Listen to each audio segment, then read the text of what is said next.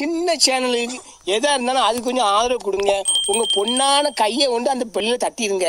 அவங்களுக்கு சப்ஸ்கிரைபர் 5-10 ஏறுனா அவங்க மனசு சந்தோஷப்படும். அவங்க வீடியோவும் ஃப்ரெண்ட்ஸ், இந்த வீடியோ பார்க்க வந்த எல்லாத்துக்குமே ரொம்ப நன்றி. இன்றைக்கி நம்ம வீடியோ எதை பற்றி பார்க்க போகிறோம்னா, டைரக்டர் கார்த்திக் யோகி இயக்கத்தில் சந்தானம், மேகா ஆகாஷ், நிலகல் ரவி, மொட்டை ராஜேந்தர் இன்னும் நிறைய பேர் நடித்து வெளிவந்திருக்கிற வடக்குப்பட்டி ராமசாமி இந்த படத்தோட ரிவ்யூ தான் பார்க்க போகிறோம். ஃபஸ்ட்டு இந்த படத்தோட கதைன்னு கேட்டிங்கன்னா, நம்ம ஹீரோ வந்து பார்த்திங்கன்னா இந்த படம் வந்து பார்த்திங்கன்னா இப்போ நிகழ்காலத்தில் நடக்கிற கதை கிடையாது. இது வந்து பார்த்திங்கன்னா 1960-70 காலகட்டத்தில் நடக்கக்கூடிய கதை.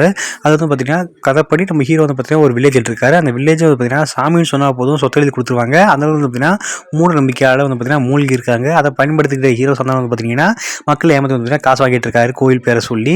இந்த விஷயம் வந்து பார்த்தீங்கன்னா ரொம்ப நாளாக அந்த ஊரில் அப்படியே நடந்துகிட்டு இருக்கு. இந்த விஷயம் பார்த்தீங்கன்னா ஒரு அரசாங்க அதிகாரிக்கு தெரிய வருது. அவர் வந்து பார்த்தீங்கன்னா இவன் என்ன ஊரை ஏமாத்துறது, நான் அவனே ஏமாற்றி அந்த கோயிலை ஆக்கிரமிக்கிறேன், அந்த சொத்தில் ஆட்டை பொருள் அவர் ஒரு கிளம்பி வராரு. கடைசியில் பார்த்தீங்கன்னா யாரை ஏமாத்துறா, அந்த மக்கள் மூட நம்பிக்கையிலிருந்து வெளியே வந்தாங்களா இல்லையான்றதான் இந்த படத்துல சிம்பிளான ஒன்று. இன்னும் ஒரு சில ட்விஸ்ட்டில் வந்து பார்த்தீங்கன்னா இந்த படத்தில் இருக்குது. அதை நீங்கள் கண்டிப்பாக படம் பார்க்கும்போது செம்மையாக என்ஜாய் பண்ணி பார்ப்பீங்க, அதுக்கு நான் கேரண்டி. ஏன்னா பார்த்தீங்கன்னா அந்தளவுக்கு இந்த படம் ரொம்ப சூப்பராக எடுத்திருக்காங்க. நீங்கள் மட்டும் இதுக்கு முன்னாடி சந்தா நடிச்ச 80s பில்டப் அந்த படத்தை பார்த்துட்டு இந்த வடக்குப்பட்டி ராமசாமி பார்த்தீங்கன்னா நீங்கள் இந்த படத்தை கோயில்கிட்டே கும்பிடுவீங்க. ஏன்னா அந்த அளவுக்கு பார்த்தீங்கன்னா 80s பில்டப் படத்தில் ஒன்றுமே இருக்காது, ஒரு காமெடி ஒரு கூட்டம் இருக்காது. எதுக்கிட்ட அந்த படத்துக்கு எடுத்தீங்க அந்த மாதிரி தான் இருக்கும். ஆனால் அந்த வடக்குப்பட்டி ராமசாமி படத்தில் பார்த்தீங்கன்னா அதுக்கு அப்படியே ஆப்போசிட் காமெடிஸ்லாம் ரொம்ப சூப்பராக ஒரு கூட்டம் இருக்கும். இந்த டிடி படத்தை பார்த்தவங்களும் சொல்லுவாங்கல்ல, சிரிச்சு வயிறே வலிச்சுப்பா அப்படி சொல்லுவாங்க. அதே மாதிரி எனக்கு இந்த படத்தை பார்த்து எல்லாமே அப்படியே சொல்ல பாருங்க, சிரிச்சு வயிறே வலிக்கு போகுது. அந்த அளவுக்கு வந்து பார்த்தீங்கன்னா காமெடிலாம் செம்ம எக்ஸ்ட்ரான்னு ஒரு கூட்டம் இருக்குது.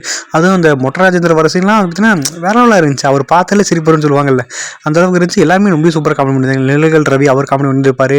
அப்புறம் சந்தானம் பண்ணுற காமெடி எல்லாமே ரொம்ப சூப்பராக இருக்கும். அதுவும் இல்லாமல் முக்கியமாக குறிப்பிட்டு சொல்ல வேண்டிய விஷயம்னா, முன்னாடி சந்தான படங்கள் எல்லாமே பார்த்தீங்கன்னா அந்த பாடி ஷேமிங் காமெடி தான் இருக்கும். பாடி ஷேமிங் காமெடியில் அடுத்தவங்க கிண்டல் பண்ணுறது தான் அந்த மாதிரி தான் இருக்கும். இந்த படத்தில் வந்து அந்த மாதிரி எந்த காமெடியுமே கிடையாது. எல்லாமே பார்த்தீங்கன்னா நேச்சுரலாக எல்லாருமே மனசு விட்டு சிரிக்கிற மாதிரி, எந்த ஒரு முகச்சுளிப்பு இல்லாமல் வந்து எல்லாம் மனசு விட்டு சிரிக்கிற மாதிரி அந்த படத்தில் எல்லாமே காமெடிச்சுமே இருந்துச்சு. எல்லாமே ரொம்ப சூப்பராக எடுத்தாங்க. இதுக்கு முன்னாடி பார்த்தீங்கன்னா சந்தானம் இந்த கார்த்திகை காமெடிஸ் வந்து டிகிரியோட படம் வந்துச்சு.